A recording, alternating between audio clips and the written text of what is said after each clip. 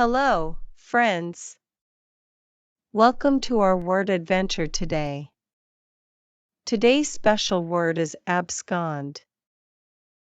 So, what does abscond mean? Abscond means to run away or escape, especially when you're trying to hide. Imagine you have a friend who takes your favorite toy without asking. What if that friend tries to hide because they know they did something wrong? That's like absconding, running away to hide. It's when someone leaves secretly because they don't want to be found. Let's see abscond in a sentence.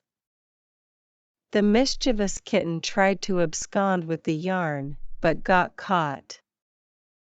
Here, abscond means the kitten tried to run away with the yarn, but someone saw it happening. During the game of hide and seek, Tim decided to abscond to a new hiding spot, hoping no one would find him. In this case, abscond means Tim tried to secretly change his hiding place without others noticing. And that's abscond for you. It's a word we use when someone tries to sneak away, like that sneaky kitten. Thanks for joining our word adventure. See you next time for more fun words. Bye bye.